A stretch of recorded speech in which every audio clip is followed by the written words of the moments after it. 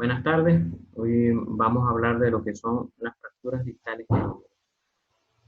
En cuanto a la anatomía y biomecánica, tenemos que distalmente el húmero es llamada la paleta humeral, donde tenemos la tróclea y el capitelum, que es como una media esfera. Todo esto está cubierto de cartílago. Y tenemos a nivel posterior, al final, la fosita olecraniana, y por delante las fositas radial y coronoidea.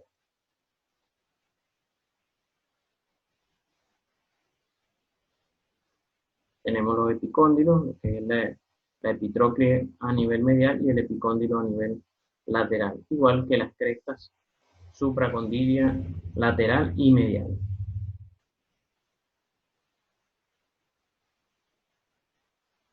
Igual tenemos lo que es el canal epitrócleo craneano por donde pasa el nervio cubital, algo que no debemos olvidar. Las tres articulaciones que componen el codo, la húmero cubital, húmero radial y la cúbito radial proximal. Es necesario que también sepamos que a nivel distal el húmero tiene una anteversión de unos 30 grados que permite aumentar la flexión. Si esto no estuviera, nada más la flexión fuera hasta 130 grados, pero teniéndola, aumentamos unos 30 grados más hasta 160 grados la flexión. Igual, no podemos olvidar el valgo fisiológico que tiene el codo, y esto nos ayuda a que cuando hay la flexión, la mano pueda se pueda dirigir hacia medial. Estando hacia lateral aquí, en la flexión se dirige hacia medial. Igualmente, esto nos ayuda la espiral que hay alrededor de la tróclea, que tiene esta forma para ayudar a la medialización de la mano. Importante también tener en cuenta las inserciones de la cápsula articular, rodeando lo que es el cartílago articular, tanto a nivel distal en el cúbito y el radio, como a nivel proximal en el húmero.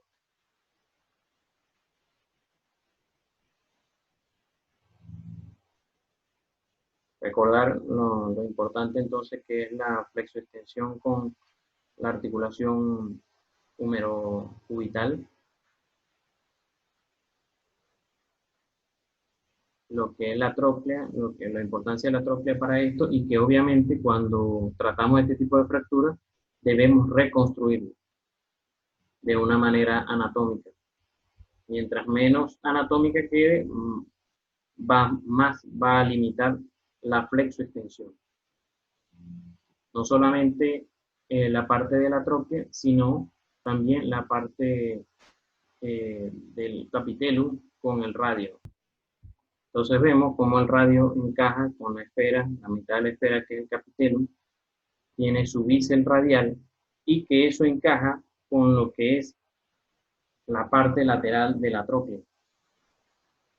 Y en un corte coronal que vamos a ver, se destaca el por qué debemos hacer esta reducción anatómica. Debe encajar todo eso para lograr una buena flexioextensión. Igualmente vemos aquí como lo que es la flexión de la mano nos ayuda sobre todo en la alimentación. Igualmente, no olvidar sobre todo que, fijémonos, en la parte de la tróclea con el cúbito, el cartílago articular recubre tanto a nivel anterior como a nivel posterior.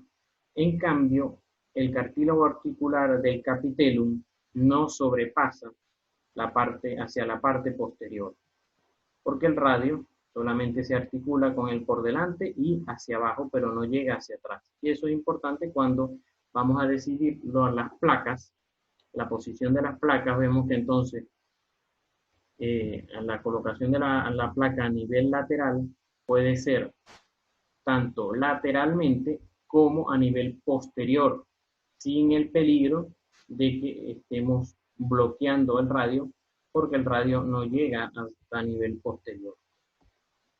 Igualmente, no olvidar lo que es la teoría de las columnas en la parte distal del húmero, que tenemos una columna lateral y una columna medial, y eso es lo que nos ayuda a sostener a darle sostén al antebrazo. Y estas dos columnas se unen a través de este arco de unión, valga la redundancia.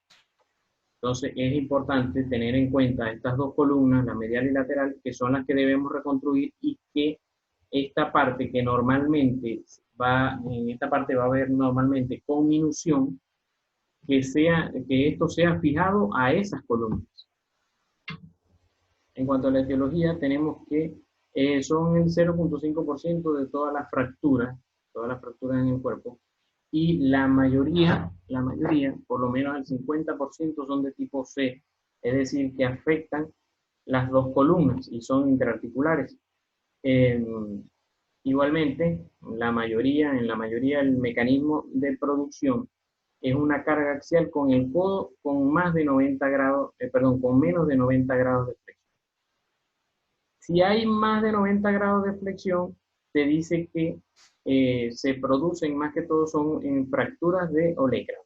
Entonces, las fracturas de olecrano se producen con mayor de 90 grados de flexión. En cambio, las distales de húmero van a ser con menor de 90 grados. En estos pacientes vamos a tener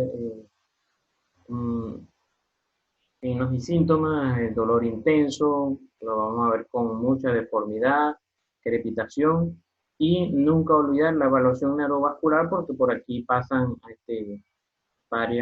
la arteria humeral, que pasa bastante cerca a nivel óseo, igual lo que es el nervio cubital, el nervio mediano, el nervio radial. En cuanto a la clasificación, tenemos varias, entre las que usamos normalmente, más que todo la O, que nos divide en lo que es el componente 13, que lo divide en los grupos A, B y C, que en las A son las articulares, las B parcialmente articulares, y las C completamente articulares, como les decía, afectando las dos columnas. Tenemos también la clasificación de Rice-Borough y Radin. En ella tenemos normalmente, cuando hay una fractura supracondilia con componente interarticular, tenemos que las de tipo 1 son sin desplazamiento, las tipo 2 son con desplazamiento intraarticular, y las tipo 3 son con rotación de la tróclea. Sin embargo, también se han descrito una cuarta, que es muy poco frecuente, cuando hay rotación de los dos componentes, de la tróclea y del capitelio. Igualmente, tenemos la clasificación de Mene y Mata, una clasificación anatómica que la hacían de acuerdo a la forma que tomaba la fractura en comparación con letras. Teníamos entonces una T alta, T baja, la Y en la que era en forma de Y, en forma de H, y las de lambda, lambda medial y lambda lateral, dependiendo de cuál columna se afectaba más. Igualmente tenemos la clasificación de Bryan-Horrey, en la que tenemos una tipo 1, que hay una fractura del capitellum, también que tiene su epónimo llamado Hans-Steinthal, y la tipo 2, en la que ocurre un hundimiento a nivel del capitellum, que es la de Kocher-Lorentz, y la tipo 3, que hay una conminución del capitellum. Esta sería una clasificación netamente del capitellum.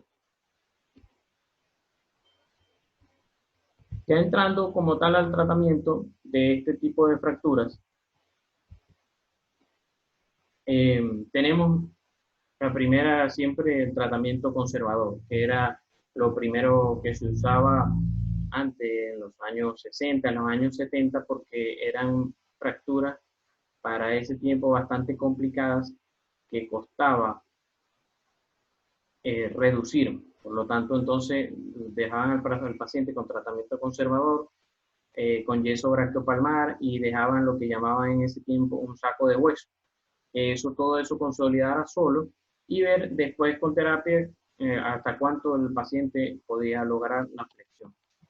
Luego se empezó también con la tracción transolecraniana, hacerla como está aquí en el dibujo, y, y luego, o sea, luego de lo que tenemos en yeso, tenemos la férula articulada, que con eso se ayudaba, y también, y últimamente se ayuda cuando eh, decidimos mantener el tratamiento conservador. ¿Cuándo podemos hacer tratamiento conservador actualmente?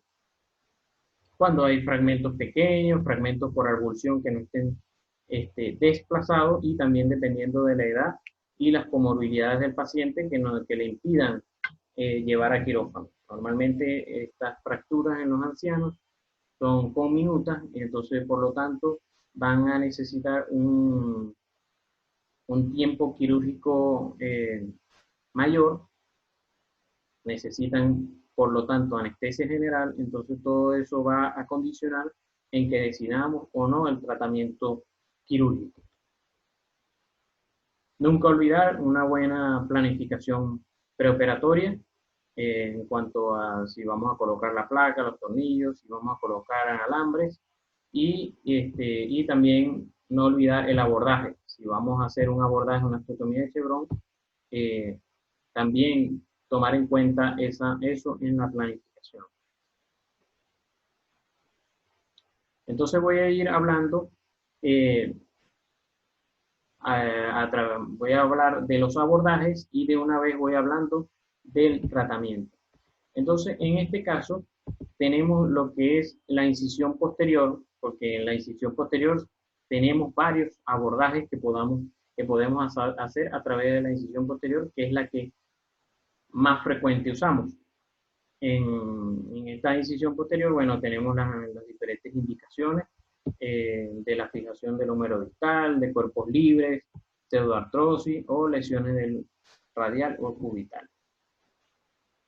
Como les decía, tenemos varios abordajes que son la elevación del tríceps, que es llamada la Bryan Murray, cuando abordamos también a nivel medial y lateral del tríceps, lesionamos menos al tríceps, llamada la Alonso James, la tenotomía del tríceps descrita por Campbell. También tenemos la transtricipital, con una incisión longitudinal al través del tríceps, y la transolecraniana, que es llamada también osteotomía de Chevron. ¿Cuál vamos a usar? Va a ser dependiendo de la fractura, de nuestra destreza, pero debemos tomar en cuenta esto que estamos viendo aquí. Vamos a necesitar tener una buena visión y un buen espacio para trabajar. Muchas veces tratamos de ser ahorrativos, haciendo abordajes pequeños, haciendo abordajes que menos lesionen al tríceps, pero debemos tomar en cuenta tener una buena visión y un buen espacio para trabajar, porque eso va a ser, si no lo tenemos, entonces va a limitar nuestra seguridad en cuanto a la reducción de la fractura. Y esto, como dije al principio de anatomía y biomecánica, esto es súper importante. Entonces, en cuanto a la posición del paciente, lo podemos colocar tanto de cúbito lateral como de cúbito prono. Normalmente se usa de cúbito lateral. Este es de una captura de un webinar. No olvidar el almohadillado.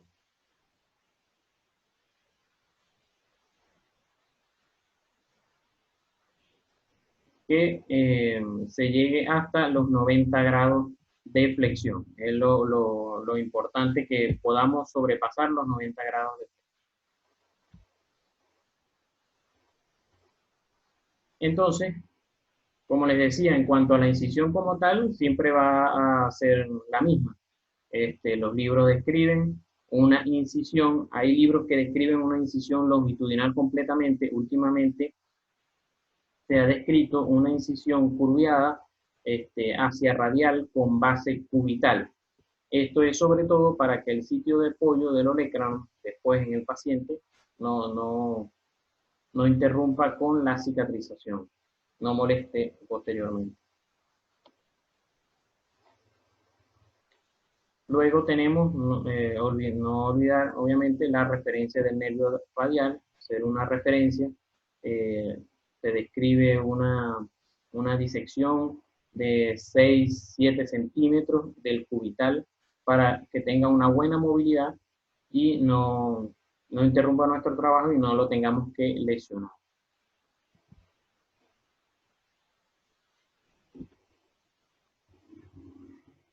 Entonces, en cuanto al abordaje, a los abordajes como tal, entonces tenemos primero el de Brian Murray, que se describe como una elevación del tríceps, se desinserta el tríceps del olecranon y se eleva. Es recomendado más que todo en las artroplastias de codo, donde toda la parte articular, el mismo olecranon, todo eso se va a sustituir y entonces se puede trabajar tranquilamente y sabiendo que no voy a necesitar tanto la inserción del tríceps en el olecranon nuevamente. Tenemos también el abordaje de Alonso James, un abordaje que le gusta bastante al doctor Serpa, que es más que todo lateral y medial al tríceps.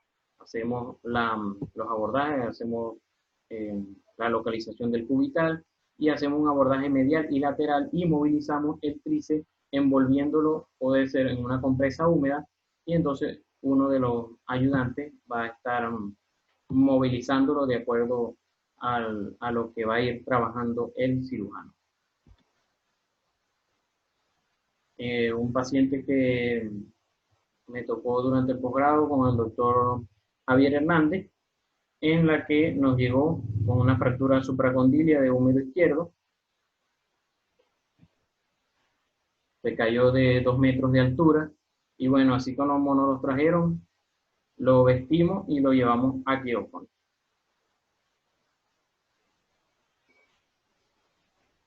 Estaba bastante desplazada, medio hicimos el intento de hacerlo con fluoroscopia la reducción, pero fue uno o dos intentos si acaso, y bueno, decidimos hacer el abordaje que acabo de describir de Alonso James. Ese sí no tuve las fotos, y bueno, estas fueron las fotos postoperatorias. Tenemos igualmente el abordaje que describe Campbell, la tenotomía del tríceps, y en la que vamos a hacer, vamos a decir, un corte transverso del tríceps, sobre todo en la unión entre el músculo y el tendón, una unión miotendinosa, para colocar las placas o realizar la intervención quirúrgica.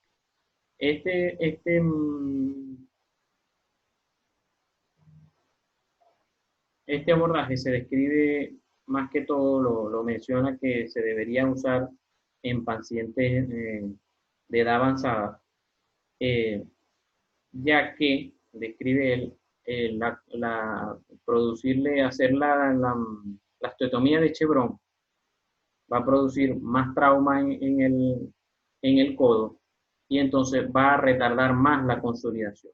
De hacer la tenotomía, esta lesión en el paciente va a sanar mucho más rápido.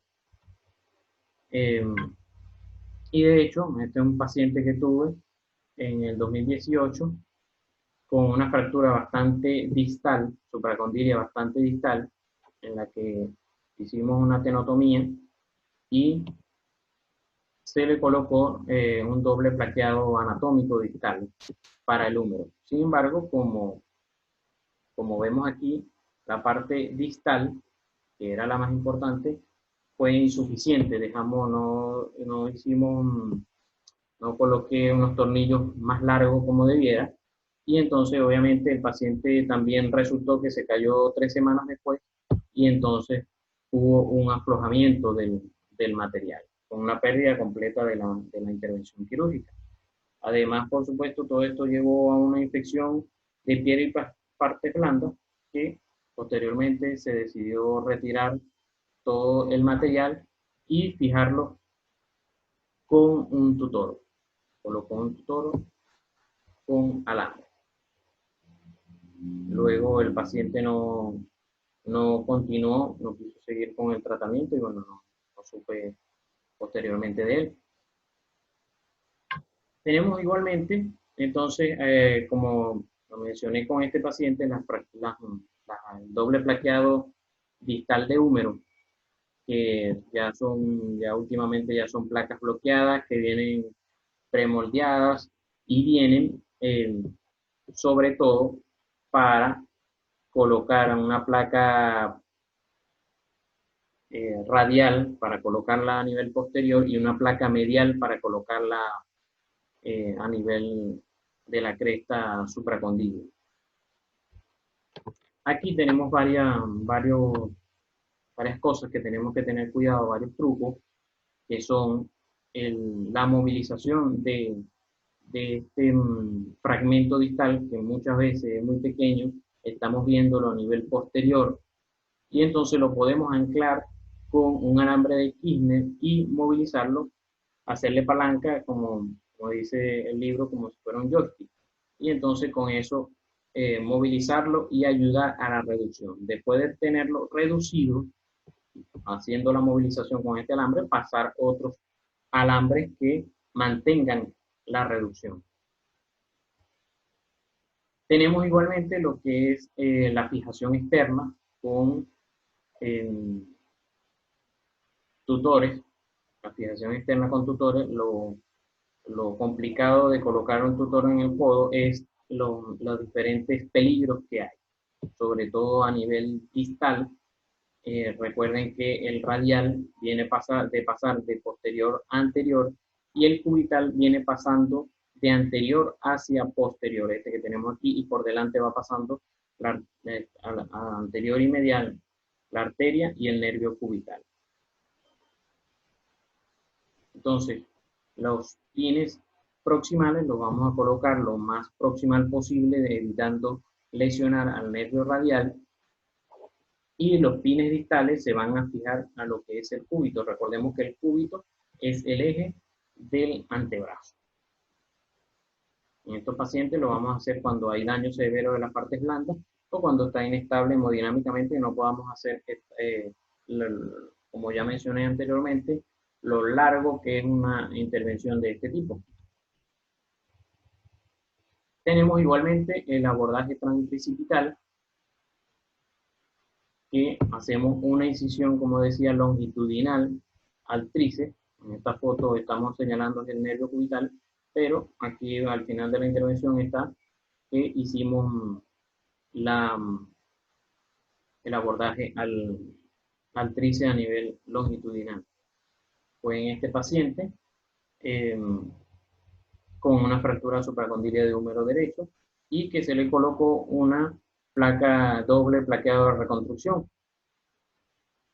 Lo vemos. Fue distal, pero sin compromiso articular, y por eso decidimos hacer el abordaje transprecipital, que fue también con el doctor Javier Hernández. Y colocamos el plaqueado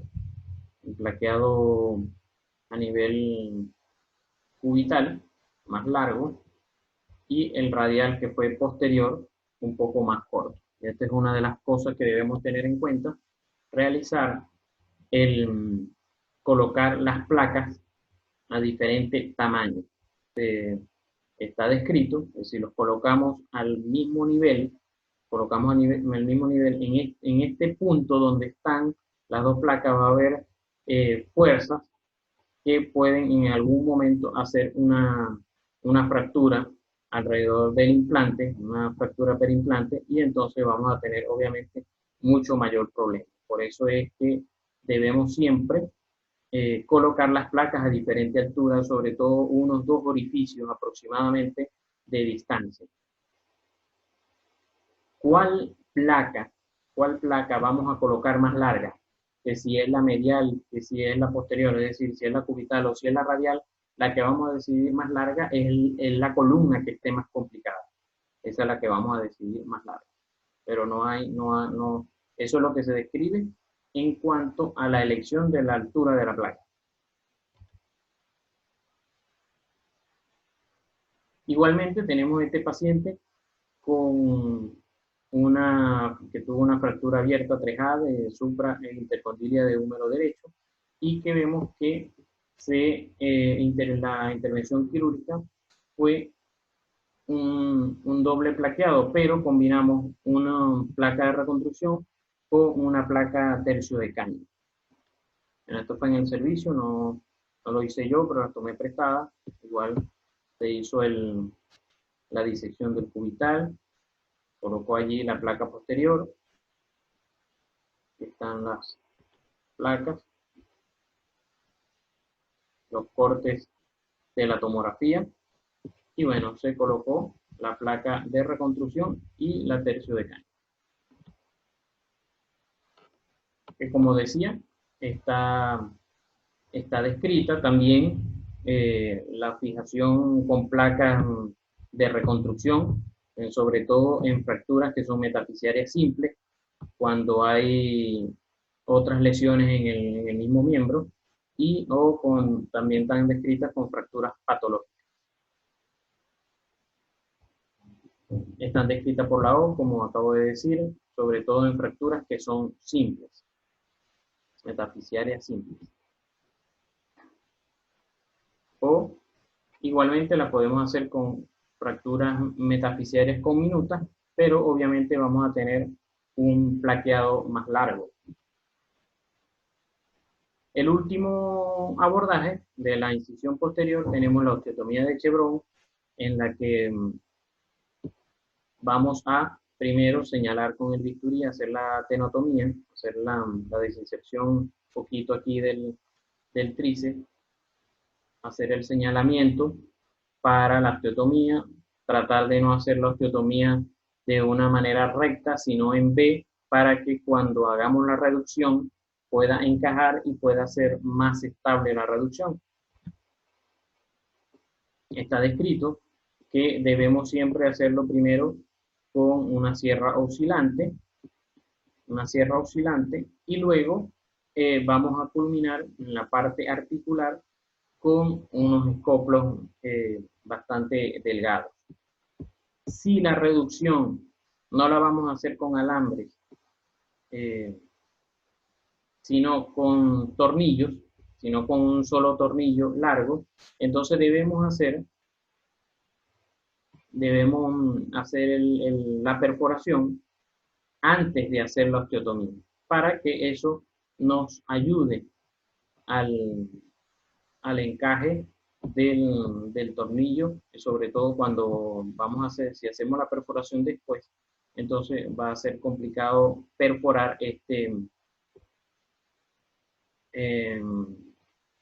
esta parte distal, esta parte proximal del húmero. Va a ser complicado perforar el olecrano, que va a estar bastante pequeño. Entonces, como les decía, primero con sierra oscilante y cuando llegamos a la parte articular, hacerlo con un escoplo.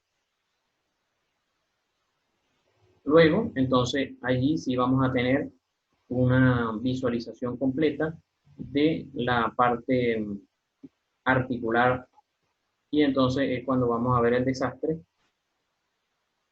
de fractura y empezar a dilucidar y terminar de decidir lo que vamos a plantear en el paciente, ¿no? Si vemos que hay defectos cutáneos, si vemos que hay defectos óseos, entonces siempre planteamos la posibilidad de colocar injerto óseo. Es por eso cuando al principio mencionaba si colocarlo al paciente, colocarlo posterior en decúbito prono o decúbito lateral, siempre recomiendo en decúbito lateral por eso, porque sería más fácil hacer la toma del injerto autólogo. Este es un paciente que hice también en mi posgrado con la doctora María Escarbay, en el distal de húmero derecho, en la que colocamos placas de reconstrucción. Aquí están las rayos X y lo que son las tomografías, el corte axial, corte sagital, corte coronal y la reconstrucción en 3D. Este paciente que se le hizo su osteotomía de Chevron y el doble plaqueado de reconstrucción, una placa lateral a nivel medial y una placa posterior a nivel radial. Este es todas las fotos que ven allí en las intervenciones quirúrgicas anteriores, es de este paciente. Entonces, otra cosa que es bastante discutida es si las placas van a 90 grados o van paralelas.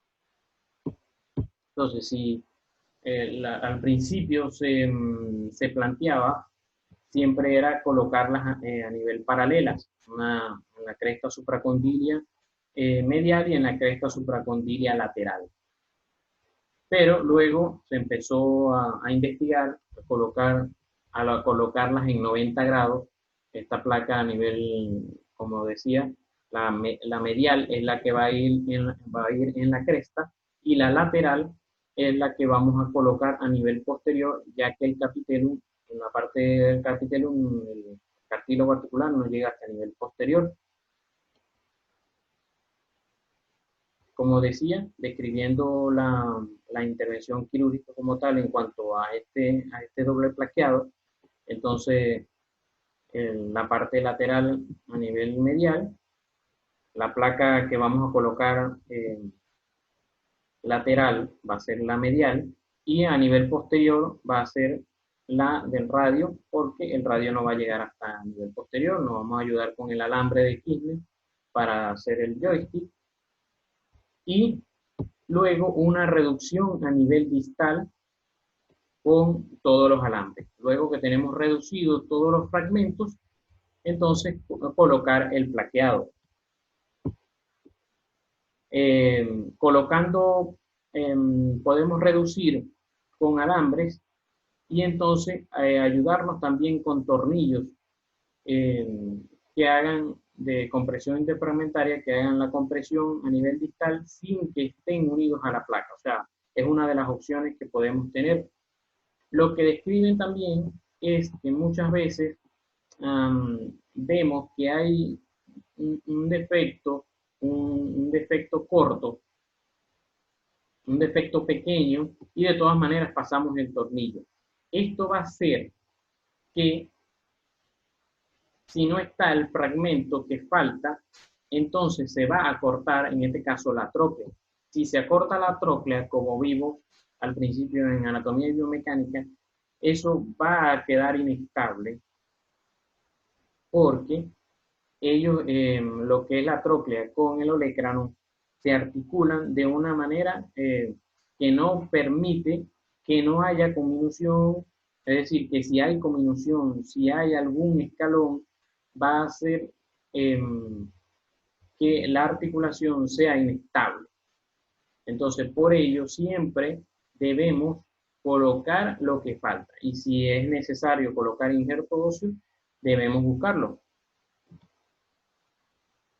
Entonces, igualmente, placa lateral a nivel posterior, placa medial en la cresta, y hasta está descrito que podemos colocar hasta 3 placas. Es decir, en la columna lateral que va posterior podemos colocar una a nivel, vamos a decir, lateral como tal en la cresta supracondilia. Si es necesario, si la conminución es tal que es necesario colocar las 3 placas, se pueden colocar. Perdón. Entonces, algunos tips que nos deja el WIS de fracturas, que como les decía al principio, mientras más conminuta esté la fractura, sobre todo si está conminuta a nivel distal, entonces vamos a necesitar un abordaje amplio. Entonces, ellos siempre recomiendan el abordaje amplio en osteotomía del écrano, una liberación extensa del nervio cubital de 5 a 6 centímetros, algunos refieren hasta 8 o 10 centímetros de disección del nervio cubital. También está discutido bastante si transponer el nervio cubital anterior. Según lo que estuve leyendo, va a ser, o sea, hay algunos autores, algunos cirujanos que les gusta hacerlo siempre. pero la mayoría coincide en que va a depender de que al colocar de nuevo el cubital en su sitio, si ves que va a haber un choque con la placa, obviamente ahí es cuando decidimos mejor colocarlo hacia anterior. Otra de las cosas que nos pueden hacer hacer la transposición del cubital es ver que si por alguna técnica que usamos, entonces el tri se hace tracción sobre el cubital y él va a quedar elongado, eso nos hace también mejor hacer la transposición hacia anterior. Identificar plenamente los fragmentos articulares y si falta hacer colocar injertos y bueno, al final hacer una osteosíntesis cuidadosa de la osteotomía del polecráneo. En el postoperatorio, el WIS recomienda una férula en extensión durante una semana solo en las noches. Sobre todo él lo recomienda para evitar la rigidez en flexión que muchas veces estos pacientes hacen. Sin embargo, es bastante discutido, por eso coloqué los signos de interrogación, porque lo recomienda él, los otros libros que leí no lo recomiendan, sino la férula en flexión durante una semana para evitar el dolor y ya después de la primera semana sí ya quitarle la férula y hacer flexo-extensión pasiva y activa durante las 3 primeras semanas. Pasiva, pero que el mismo paciente la haga hasta la tolerancia de él del dolor. Y ya después de las 6 semanas sí hacer flexo-extensión en contrarresistencia. Tenemos igualmente otros abordajes. Tenemos el abordaje medial, que se usa para la apófisis coronoide y fracturas de los epicóndilos, a nivel del cóndilo medial, se hace la incisión y se hace la diéresis a través de lo que es el tronador redondo y los otros músculos epitrocleares, perdón. Tener presente el nervio cubital y quería presentar igual un caso clínico que durante el posgrado en la que había una fractura avulsión del ligamento colateral medial en el epicóndilo medial y colocamos un tornillo igual con el doctor Javier Hernández.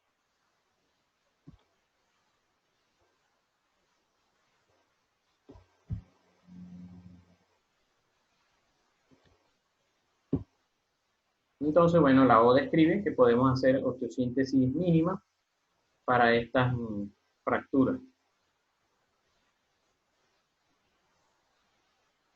O con tornillos canulados.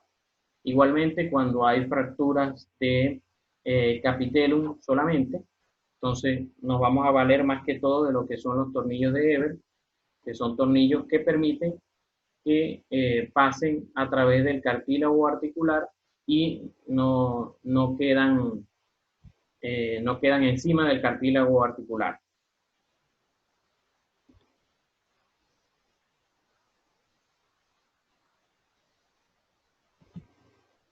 Entre las complicaciones que tenemos es la osificación heterotópica, la compresión a nivel del nervio cubital sobre todo, la anquilosis, que es bastante frecuente, pero